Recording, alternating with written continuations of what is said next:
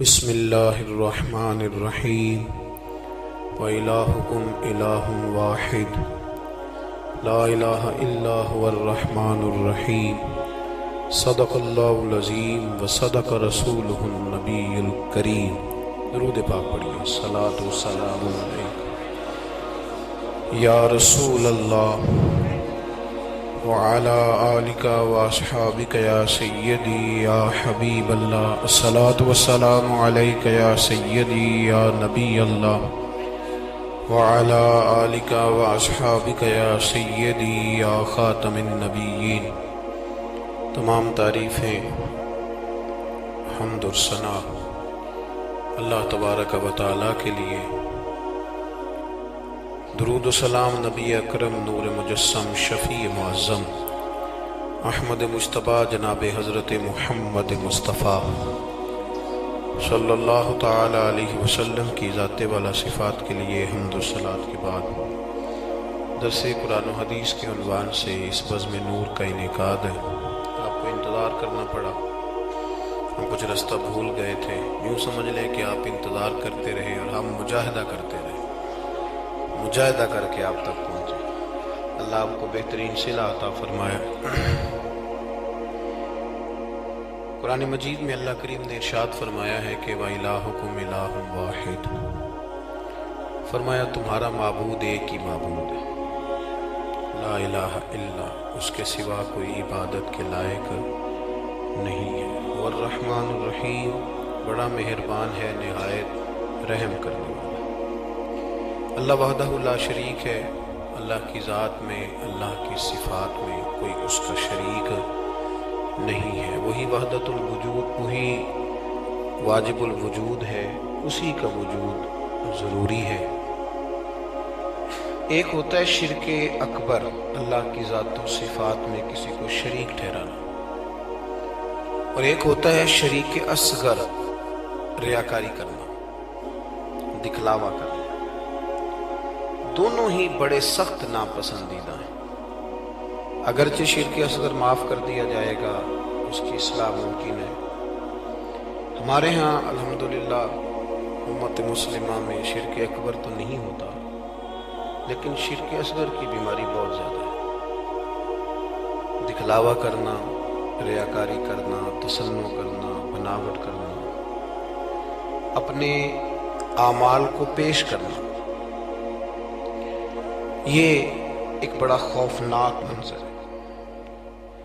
آپ غور فرمائیں کہ جس آدمی کے گھر میں 20 لاکھ روپیہ کیش پڑا ہو، وہ کبھی آ کے نہیں بتاتا کہ گھر میں پیسے پڑے ہوئے، کہ بتاتا ہے؟ اور جس کے گھر میں 10 تولے سونا پڑا ہوا ہو، وہ کبھی آ کے نہیں بتاتا کہ گھر میں پڑا ہے، لیکن جو سویرے تہجد کے وقت اٹھ جائے، وہ سارے محلے کو بتاتا ہے کہ میں اٹھ گیا تھا اور میں نے پڑھی ہے۔ 20 لاکھ روپیہ جو کیش گھر میں پڑا ہے وہ نہیں بتایا، لیکن جو 10,000 روپیہ مسجد میں دے دیا وہ سارے علاقے کو بتایا، حالانکہ وہ بڑی قیمتی نیکی تھی، وہ چھپانے والی تھی، لیکن اس کا اظہار کرنا، اس کو بتلانا۔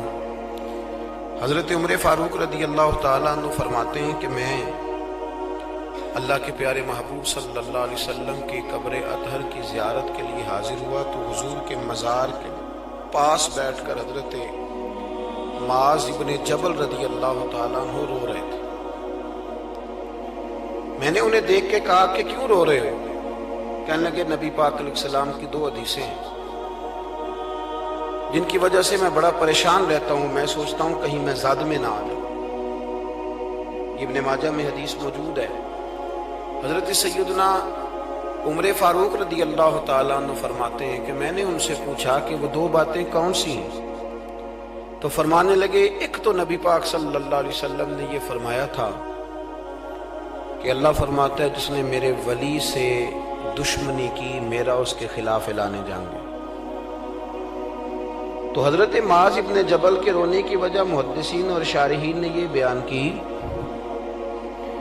کہ وہ رو اس لیے رہے تھے کہ کیا پتہ چلے گا کہ اللہ کے بندوں میں سے ولی کون ہے، تو کہیں بھول کر بھی کسی کی بے ادبی نہ کر بیٹھو، اس لیے وہ رویا کرتے تھے ڈرا۔ یہاں تو لوگوں کو پتہ ہوتا ہے نا یہ ولی ہے اللہ کا، پتہ ہے نا لوگوں کو کہ داتا صاحب اللہ کے ولی ہیں، خواجہ معین الدین اجمیری اللہ کے، حضرت بایزید بستامی اللہ کے ولی ہیں، حضرت جنید بغدادی اللہ کے، لیکن پھر بھی لوگ بے ادبی کرتے ہیں۔ پتہ ہے، چونکہ حضرت معاذ ابن جبل فرماتے مجھے پتہ نہیں، اس لیے ڈر لگتا ہے۔ اور دوسرا، حضرت معاذ اس مسجد میں اذان ہوگی جی، یہاں اذان ہوتی ہے نہیں، یہ جو ابھی ہونی ہے نا جی ٹھیک۔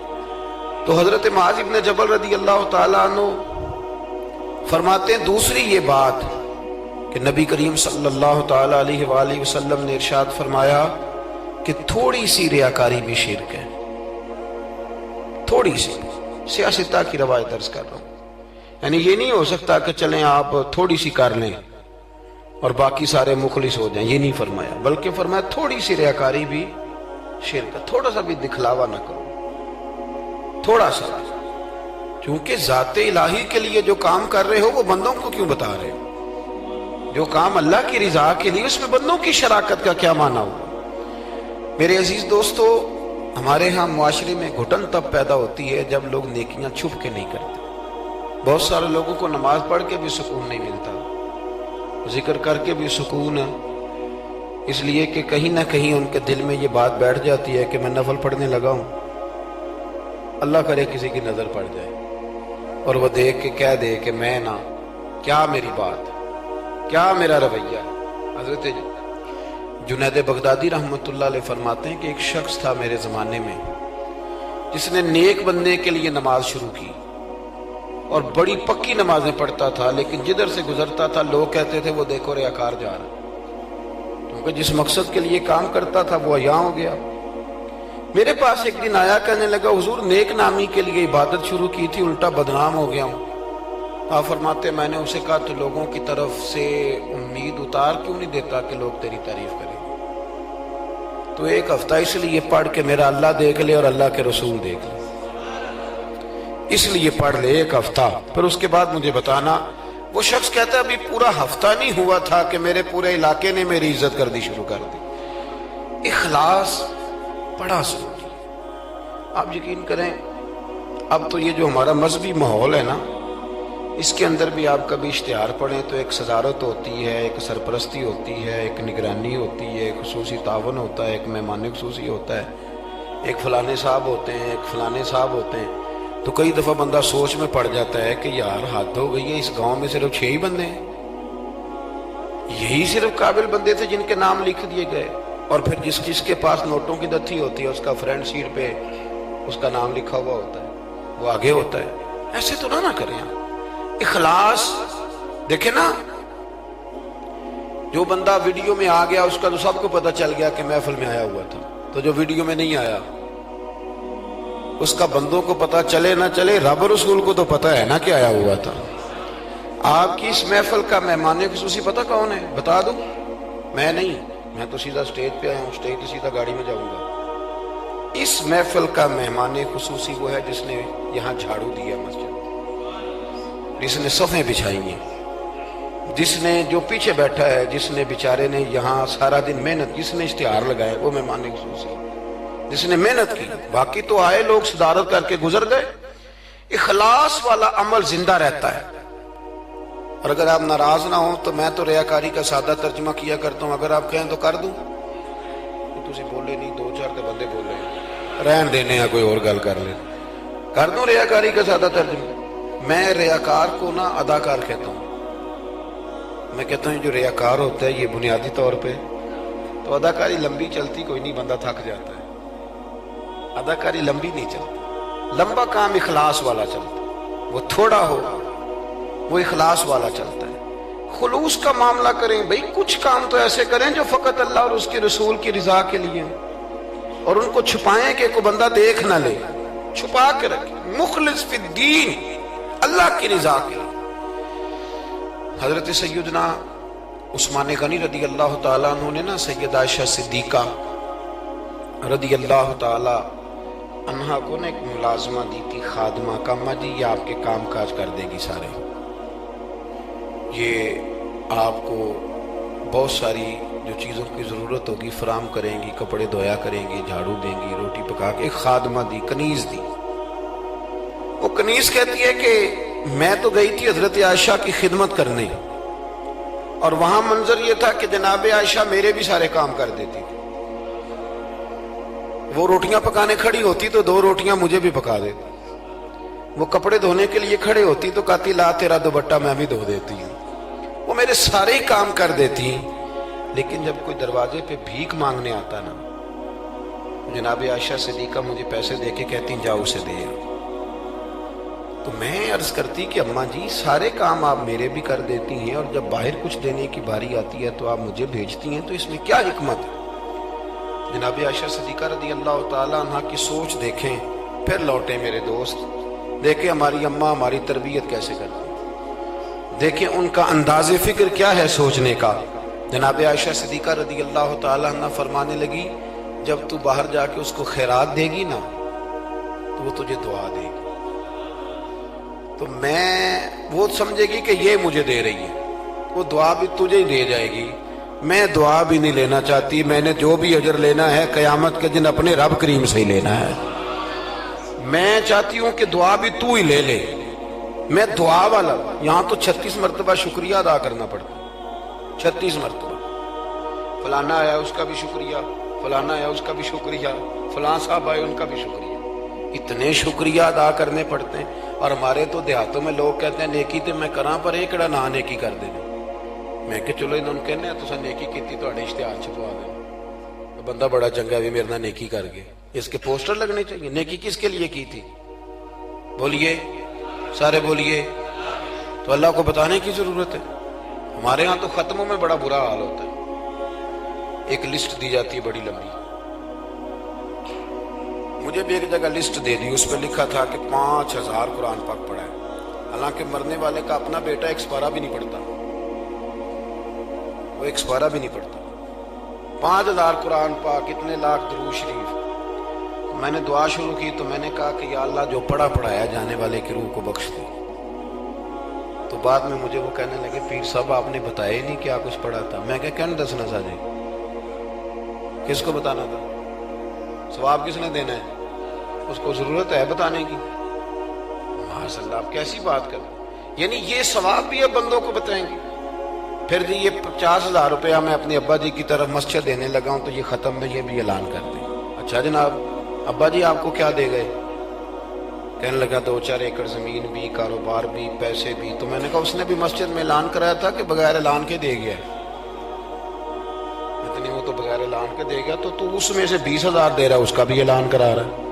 اور قاری صاحب بیچارے کئی دفعہ خطیب صاحب الجھ جاتے ہیں، اس لیے کہ جب وہ 1000 روپیہ دینے آتا ہے تو کہتا ہے صحیح کر کے دسیا دے محمد بشیر دکھن علامت بندے پہاڑ والا سمجھ رہے ہیں، صحیح کر کے بتانا، ہنسنے کے لیے نہیں رونے کے لیے بات کر رہا۔ یہ اتنا برا حال ہو جائے گا ہمارا، کس کو بتاتے پھرتے؟ اور میں نے دیکھا نوٹ کھول کر لوگ لے آتے۔ اس طرح نہ کریں، نیکیوں کو چھپائیں۔ چھپی ہوئی چیزیں قیمتی ہوتی ہیں، یہ قیمتی چیزیں ہوتی ہیں، یہ قیمتی ہوتی ہیں۔ حضرت عبداللہ ابن مبارک بہت بڑے درویش گزرے، عالم بھی تھے، صوفی بھی تھے، درویش بھی تھے، حدیث کے بہت بڑے استاد بھی تھے۔ اور جو صوفیہ سابقون الاولون ہوئے ان میں آپ کا نام ہے۔ آپ نہ اکثر اپنے کوفے کے علماء سے استفادہ کرنے کے لیے نہ کوفے آیا کرتے تھے۔ ہر شعبے میں کچھ لوگ اسپیشلسٹ ہوتے ہیں، تو علماء کے شعبے میں بھی کچھ لوگ اسپیشلسٹ ہوتے ہیں۔ یہ الگ بات ہے کہ آج کل جو ایک عمرہ کر رہا ہے وہ مفتی ہوتا ہے، اور اگر حج کر رہا ہے تو پھر تو شیخ الحدیث ہے، وہ کہتا ہے سارے مسئلے اب میں ہی بتاؤں گا۔ اور دو اردو کی کتابیں پڑھ لے تو پھر تو کہتا ہے مولویوں کی پتہ ہوئے، سارا پتہ تو مجھے۔ اللہ تعالیٰ سمجھنے کی توفیق دے۔ حضرت عبداللہ ابن مبارک جاتے تھے کوفے کے علماء کے پاس، اور وہاں جا کر کے ان سے استفادہ کرتے تھے۔ اب تو ہوٹل بن گئے ہیں، آپ جس ملک میں جس ایریے میں جاتے ہیں ہوٹل بک کر دیا جاتا ہے، وہاں قیام کرتے ہیں۔ اس زمانے میں یہ طریقہ نہیں تھا۔ مسجدوں کے ساتھ لوگوں نے مہمان خانے بنائے ہوئے تھے، وہاں جا کے لوگ قیام کرتے تھے، کھانا پانی مسجد میں لوگوں کو پتہ چلتا تھا، مہمان آ گیا، وہاں لوگ کھانا بھیج دیتے تھے۔ حضرت عبداللہ ابن مبارک رحمۃ اللہ علیہ اکثر اس مہمان خانے میں کوفے جا کے رکتے۔ ایک نوجوان تھا، اس کو علماء کی خدمت کا بڑا شوق تھا، اللہ کے بندوں کی خدمت کا شوق لگ جائے تو پھر اللہ بڑی رحمت فرمایا کرتا ہے. اسے بڑا شوق تھا, وہ بڑی خدمت کرتا, آپ کے لیے کھانا لاتا, پانی لاتا, چائے لاتا, تکیہ پیش کرتا. بڑے مہینوں سالوں سے ملاقات رہی. پھر ایک دفعہ حضرت عبداللہ ابن مبارک آئے کوفے میں تو پوچھا کہ وہ نوجوان کہاں ہے. لوگوں نے عرض کی حضور وہ چھوٹا سا کاروبار کرتا تھا تو اس پہ قرضے چڑھ گئے. جن لوگوں کے پیسے دینے تھے نا وہ بڑے تگڑے لوگ تھے, انہوں نے پرچہ کٹوا دیا. کوتوالے شہر سمجھ لیں کہ SHO گرفتار کر کے لے گئے. جب تک بندہ سخاوت کر رہا ہوتا ہے تب تک نہیں لوگ پوچھتے کہاں سے آئے ہیں, اور جب بندہ کہیں الجھ جائے نا تو پھر بندے کہتے ہیں اوہو بندہ ہی ٹھیک نہیں تھا. بڑے بڑے لوگوں کو نقصان ہو جاتا ہے کاروبار میں, یہ کیا بات ہے. حضرت عبداللہ ابن مبارک کو پتا چلا. ویسے آج کل کا کوئی پیر ہوتا تو وہ پیر صاحب پتہ کیا کرتے ہیں, جب تک مرید جھاڑو دیتا رہے پھر تو وہ کہتے ہیں میرا منظور نظر ہے, لیکن اگر قرضے چڑھ جائیں تو کہتے ہیں اس کا ذاتی معاملہ ہے, میں ذاتی معاملات میں مداخلت نہیں کرتا. تو جب تیرے گھر میں 6 درجن کنوں لے کے آتا تھا تب ذاتی معاملہ نہیں تھا, اب ذاتی معاملہ ہو گیا ہے. اسی طرح کام لیڈر کرتے ہیں, کام کراتے رہتے ہیں سیاستدان, اور اگر بندہ الجھ جائے تو کہتے ہیں اس کا ذاتی معاملہ ہے. تو جب دفتر کھلوا رہا تھا تب ذاتی معاملہ نہیں تھا. ہمارا یہ مزاج ہے کہ ہم طبعاً انسانوں سے نفع لینا چاہتے ہیں, لالچی ہوتے جا رہے ہیں. سیدنا عبداللہ ابن مبارک رحمت اللہ تعالی علیہ نے کہا قرضہ چڑھ گیا ہے اور وہ بند ہے جیل میں. آپ گئے, جا کے کوتوال سے SHO سے ملاقات کی. فرمایا ماجرا کیا ہے, معمہ کیا ہے. وہ کہنے لگا حضور بچہ بے قصور ہے, بیچارہ کام کرتا تھا تو اچانک نقصانات ہوئے تو ہوتے ہی گئے. انسان جب کامیاب ہوتا ہے تو مٹی کو بھی ہاتھ لگائے تو سونا ہو جاتی ہے, اور جب ناکام ہوتا ہے تو ایسا پھسلتا ہے کہ پھر کسی جگہ اس کا ہاتھ نہیں پڑتا. وہ الجھ گیا حضرت, الجھتے الجھتے قرضے چڑھ گئے. اور حضرت صاحب جس پارٹی کے پیسے دینے ہیں وہ بڑی سخت ہے, وہ کہتی ہے کہ ہم نہیں چھوڑیں گے. حضرت عبداللہ ابن مبارک رحمت اللہ تعالی علیہ فرمانے لگے پیسے کتنے, کہنے لگا 50,000 دینار. آپ سمجھ لیں کہ 5 کروڑ روپیہ. تو حضرت عبداللہ ابن مبارک, توجہ ہے نا میری بات پہ, تھک تو نہیں گئے آپ لوگ. حضرت عبداللہ ابن مبارک رحمت اللہ علیہ فرمانے لگے اگر تو میری ایک شرط پوری کرے تو میں پیسے دے دیتا ہوں. میری طرف دیکھیں, کہانی تو نہیں نہ سنا رہا میں, آپ ذرا غور تو کریں کیا کہہ رہا ہوں. یعنی 50,000 دینار. فون بند کر دیتے ہیں لوگ اگر آپ کو پیسوں کی ضرورت پڑ جائے تو لوگ فون بند کر لیتے ہیں. ویسے کہتے ہیں چودھری کو حکم ہوا تو دسی, اور جب وہ بتا دے پھر چھٹی. 50,000 دینار. حضرت عبداللہ ابن مبارک رحمت اللہ علیہ فرمانے لگے میری ایک شرط پوری کر, پیسے میں دیتا ہوں. اس نے کہا حضور 50,000 دینار ہیں. فرمایا میں نے سن لیا ہے پر میری شرط پوری کر. اس نے کہا حضور وہ کیا. آپ فرمانے لگے اس نوجوان کو بتانا نہیں اس کے پیسے کس نے دیے, پیسے میں دے دیتا ہوں. اس نے کہا حضرت جی اسے نہیں بتانا. آپ فرمانے لگے اس کے لیے نہیں دینے, میں نے اللہ کی رضا کے لیے دینے, اور جس رب کے لیے میں نے دینے ہیں اسے بتانا نہیں پڑتا, وہ تو دلوں کے حال جانتا ہے, وہ تو علیم بذات الصدور ہے, لہذا بتانا نہیں.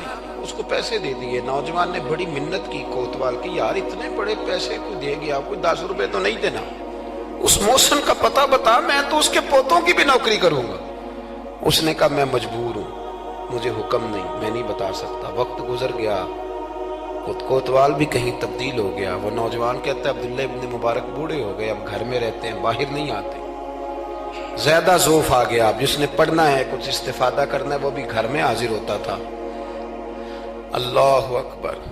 وہ نوجوان کہتا ہے جیسے جیسے میری عمر بڑھتی شوق بڑھتا کہ یار میرا محسن مجھے مل جائے, میں اس کے پیر ہی چوم لوں ایک دفعہ. اتنا عظیم آدمی. اس کے بعد کئی دفعہ حضرت عبداللہ ابن مبارک ملے بھی. نوجوان کہتا ہے وہ جب بھی مجھے ملتے میں انہیں کہتا بابا جی نیک تو آپ بھی بڑے ہیں پر بندہ تو وہ تھا نا جو میرے پیسے دے گیا. تو وہ فرمایا کرتے چل دعا کرنا اللہ مجھے بھی کوئی کام کرنے کی توفیق دے دے, دعا کرنا. وقت گزر گیا, 15 سال بیت گئے. ایک دن وہ کوتوال کہیں رستے میں مل گیا تو اس نوجوان نے نا سر سے پگڑی اتار کے پیروں میں رکھ دی. کہنے لگا تجھے اللہ رسول کا واسطہ, میں کہیں شکریہ ادا کرنے سے پہلے ماری نہ جاؤں, میرے محسن کا پتہ تو بتا دے, ایک دفعہ بتا وہ کون ہے. وہ کوتوال کہنے لگا تو نے قسم ہی بڑی دے دی ہے, تجھے واقعی نہیں پتا وہ کون ہے. تو نہیں جانتا؟ کہا نہیں. کہنے لگا روز تو ان کی بغل میں بیٹھا ہوتا تھا, بعد میں بھی کئی دفعہ اکٹھے دیکھا. کہا کیا مطلب؟ کہنے لگے حضرت عبداللہ ابن مبارک. وہ نوجوان کہتا ہے میں اتنا تیز دوڑا کہ پگڑی گر گئی, جوتے ٹوٹ گئے, پیروں میں زخم ہو گئے, پر میں بھاگا کہ میں شکریہ ادا کروں. میری اجرت میری محنت سے زیادہ کیوں ہے؟ میرے محسن تیرے احسان سے ڈر لگتا ہے. کہتے ہیں دوڑا گیا, لیکن قربان جاؤں جب عبداللہ ابن مبارک کے گھر کے باہر پہنچا تو رش لگا ہوا تھا. میں نے لوگوں سے پوچھا کیا ہوا, تو کہنے لگے 2 گھنٹے گزرے عبداللہ ابن مبارک انتقال کر گئے. یہ ابھی 2 گھنٹے گزرے. ابھی بے قدراں کچھ قدر نہ جاتی, کیتی خوب تسلی ہو. دنیا دار پجاری زر دے, کتیاں دے گل ٹلی ہو. بک بک روشن اکھیاں تکیو ویکھ حویلی کلی ہو. تے کوچ نصیر اساں جدوں کیتی پہ جانی تھر تھلی ہو. دنیا جمع ہو گئی, لوگ رو رہے ہیں. وہ نوجوان کہتا ہے کہ میں اندر داخل ہوا تو سفید کفن میں میں نے نورانی چہرے والا بابا لیٹے ہوئے دیکھا, اور میں نے پھر اپنی داڑھی ان کے پیروں میں رکھی, اور میں نے کہا بابا آپ نے تہجدیں کتنی پڑھی آپ جانے اور آپ کا رب جانے, قرآن کتنے ختم کی آپ جانے اور اللہ جانے, کتنے لوگوں کو علم حدیث دیا آپ جانے اور آپ کا رب جانے, پر جو آپ نے میرے ساتھ کیا ہے نا, مجھے امید ہے اس ایک نیکی کی برکت سے ہی رب آپ کو جنت عطا کر دے. یارو کوئی کام کرنا بھی تو اسے دکھا لینا, اس پر اس قدر زیادہ. تشریف رکھیں جی, اللہ خوش رکھے آپ کو. میں تو خدمت تھوڑی کرانے آیا ہوں, اللہ آپ کو بہت ساری عزتوں سے نواز. میری خدمت اتنی ہے کہ آپ میری کوئی ایک بات سمجھ جائیں, اللہ آپ کو جزائے خیر دے. عزیز دوست, اگر مزاج میں خلوص ہو, ایک دیکھیں نا, بیوی کو آپ سارا خرچہ دیں, اس کی ہر بات مانے, لیکن اسے پتہ چل جائے کہ میرے ساتھ مخلص نہیں, کہیں اور بھی اس کی نظر ہے تو گھر بستا ہے. اور اگر خامد کو پتہ چل جائے کہ کپڑے بھی وقت پہ دھو کے دیتی ہے, روٹی بھی ٹائم پہ پکاتی ہے, لیکن میرے ساتھ مخلص نہیں, تو گھر چلتا ہے؟ اخلاص نہ ہو تو گھر نہیں چلتا, تو پورا دین کیسے چلے گا؟ لیکن لوگ دکھاتے پھرتے ہیں اپنا, آپ بتاتے پھرتے ہیں, الجھ گئے ہیں. کیا ضرورت ہے ان چیزوں کی؟ اگر آپ کے اندر خوشبو ہے تو خوشبو کو تھوڑی ضرورت ہے کہ وہ بتائے کہ میں خوشبو ہوں. خوشبو بتایا نہیں کرتی, خوشبو آیا کرتی ہے. خوشبو بولیے آیا کرتی. امام زین العابدین, بس بات سمیٹنے لگا ہوں. امام زین العابدین حضرت امام حسین کے کربلا میں بچنے والے اکیلے شہزادے, نواسہ رسول, جگر گوشہ بطول, حضرت سیدنا امام زین العابدین بیمار کربلا رضی اللہ تعالیٰ. امام زین العابدین نا, ان کا وصال ہوا تو جب ان کو غسل دیا جانے لگا تو ان کی پشت پر موٹے موٹے نشان تھے. لوگوں نے آپ کے صاحبزادے سے کہا یہ نشان کس بات کے ہیں؟ تو صاحبزادے رو پڑے. فرمانے لگے میرے ابا جی نا رات کو اناج کی بوریاں اپنی پشت پہ رکھ کے غریبوں کے گھروں میں پہنچا کے آیا کرتے. تب لوگوں میں تجسس پیدا ہوا کہ صاحبزادے آپ کہاں رہتے تھے؟ تو فرمانے لگے میں کئی دفعہ عرض کرتا تھا کہ مجھے دے دیں, میں دے آتا ہوں. تو فرمایا کرتے تھے پتر اگر تمہیں دوں گا تو پھر اس غریب کا نام بھی بتانا پڑے گا, پھر اس غریب کا نام بھی بتانا پڑے گا, تو میں اسے رسوا نہیں کر سکتا. میرا اس کا اور میرے اللہ کا راز ہے. یار کوئی تو نیکی ہو جو چھپی. ہمارے ہاں لوگ کہتے ہیں جی پہلے پتہ کرانا ہے بندہ مستحق ہے کہ نہیں, ہے نا جی. پہلے میں نے امام شافعی سے بھی ایک بندے نے آ کے کہا تھا, اس نے کہا جی میرا دل بڑا کرتا ہے سخاوت کروں پر مستحق بندہ کوئی نہیں ملتا. تو امام صاحب فرمانے لگے تیرے پاس جو کچھ اللہ نے تجھے دیا ہے تو اس کا مستحق تھا, تیرا حق بنتا تھا. وہ چپ کر گیا. کہنے لگے اگر رب کریم نے تیری خوبی کوئی نہیں دیکھی اور تجھے اپنے فضل سے عطا کر دیا تو اللہ کے بندوں کو کیوں ٹٹولتا پھرتا ہے؟ اب تو انٹرویو اتنا سخت لیا جاتا ہے, اتنا سخت غریب کا انٹرویو ہوتا ہے کہ وہ کہتا ہے اس خیرات سے تو مر جانا ہی بہتر ہے. اتنا سخت انٹرویو لیا جاتا ہے. ہم سخت ہو گئے ہمارے مزاجوں میں. ہر مانگنے والا آدمی دکاندار. میں رات کو نا لاہور تھا, تو واپسی پہ ایک جگہ پہ نا لاہور سے آتے ہوئے ایک پیٹرول پمپ پہ قریب ہی لاہور کے بریک لگائی بچے نے, کچھ تیل بھروانا تھا کچھ اور طبی ضروریات تھی. تو ایک بچی 10-12 سال کی وہ قریب آ گئی کھلونے لے کے. تو اس نے کہا انکل جی کھلونا لے لو. میں نے اس سے کہا بچے سے کہ کھلونا ہم نے کیا لینا ہے، اس کو 10-20 روپے دو اور ساتھ اس کو کہو کہ بیٹی رات بڑی ہو گئی ہے گھر چلی جا، زمانہ ٹھیک نہیں۔ تو اس نے شیشہ کھول کے کوئی 20 روپے اس کی طرف بڑھائے تو بچی کہنے لگی انکل میں مانگتی نہیں۔ تو بیٹیاں نا، میری بیٹی کی عمر کی تھی وہ، میں نے بڑی عجیب سی طبیعت میں بات اتری تو میں نے کبھی سے کھلونا خرید لو، 200 روپے کا کھلونا خریدا تو اس کو میں نے کہا پتر اتنی رات کو یہاں کیوں گھومتی، 10 بجنے کو ہیں اور آپ اس وقت؟ تو کہنے لگی چچا وہ سامنے کرسی پہ میرے ابا جی بیٹھے، ان کا ایکسیڈنٹ ہو گیا اور ان کی ایک ٹانگ اور ایک بازو کام نہیں کرتا۔ تو میں آپ کو افغانستان کی غربت نہیں سنا رہا، یہ میں آپ کو اپنے ملک کی بات بتا رہا ہوں۔ ہمارے ہاں جس کے پاس 4 پیسے آتے ہیں وہ کہتا ہے ساری دنیا ہی امیر ہے، وہ پھر غریبوں کا دکھ بھول جاتا ہے۔ تو کہنے لگی وہ میرے ابا جی بیٹھے ہیں، میں ان کے ساتھ آئی ہوں، تھوڑا سا سامان اور بیچنا ہے پھر ہم نے گھر چلے جانا۔ تو وہ ساری رات میری آنکھوں کے سامنے بچی گھومتی رہی، میں سوچتا رہا کہ اللہ تو مہربانی فرما، بیٹیاں تو برابر ہوتی ہیں۔ کہنے لگی سودا ابا ہی لے کے آتا ہے پر وہ چل نہیں سکتا۔ میں کہہ رہا تھا یار کیا کرنا ہے ان دولتوں کا جو لوگوں نے سمیٹ کے جیبوں میں رکھی ہوئی ہیں، کس کام کی؟ بشرط یہ ہے کہ ہم تو پیسے وہاں لگائیں گے جہاں میچ ہوگا نا کپ کا اور ہمیں مہمان خصوصی بنایا جائے گا، وہاں ہم پیسہ خرچ کریں گے۔ اور ہمیں جب کبڈی میں بلایا جائے گا کہ چلو صاحب آپ مہمان خصوصی ہیں تو آپ نے اتنے پیسے دینے ہیں، تو وہاں ہم دیں گے جہاں فوٹو بازی ہوگی۔ اخلاص، خلوص، للہیت یہ حسن ہے، اس کو اپنائیے، اللہ ہمیں سمجھنے کی توفیق عطا فرمائے۔ میں مسافر سا آدمی ہوں، ابھی ایک جگہ پہ اور بھی آگے جانا ہے، یہ بھی دعا کریں کہ رات کا وقت ہے کوئی رستہ آسانی سے مل جائے۔ ہم جو پروٹوکول نہ لینے والے بندے ہیں نا، انہیں رستہ بھی مشکل سے ملتا ہے۔ پروٹوکول والے ہوں نا جی، جماعتیں ہوں بڑی بڑی، ایک جماعت کا صدر اس کونے میں کھڑا ہے، ایک اگلے محلے میں کھڑا ہے، ایک اگلے میں، پھر ذرا آسان ہو جاتا ہے۔ جگہ جگہ پروٹوکول ہوتا ہے نا، بغیر پروٹوکول کے جب گاڑیاں چلتی ہیں تو پھر اندھیروں میں کھو بھی جاتی ہیں کئی دفعہ۔ اللہ تعالیٰ آپ کو بڑی عزتیں عطا کرے اور بہت ساری برکتیں دے۔ میں دعا کے بعد رخصت لوں گا، کیونکہ جب آپ ملنے کے لیے دوڑتے ہیں تو کئی دفعہ بڑی دقت ہوتی ہے کہ یار لوگ پیار کر رہے تھے کیوں نکل گئے، لیکن آگے بھی کچھ لوگ انتظار کر رہے ہیں۔ اللہ آپ کو سلامتی عطا کرے۔ اللہم صلی علی سیدنا و مولانا محمد عدد ما فی علم اللہ صلاۃ دائمۃ بدوام ملک اللہ۔ اللہ جن لوگوں نے بندوبست کیا ان کی کوشش قبول فرما، جو تشریف لائے انہیں قدم قدم پہ راحتیں عطا فرما۔ اے عرش و فرش کے مالک ہمارے گناہ معاف کر دے، ہمارے گناہ معاف کر دے، ہمارے گناہ معاف کر دے۔ بھول جاتے ہیں ہم سے درگزر فرما، ہمارے حق میں رحمت والے فیصلے فرما، امت کی خیر فرما، امت کی خیر فرما، امت کی خیر فرما۔ اے اللہ کشمیر کی بیٹیاں روتی ہیں ان کی مدد فرما، فلسطین کی مائیں تڑپتی ہیں ان کی مدد فرما، برما کے مجبور خیموں میں رہتے ہیں ان کی مدد فرما۔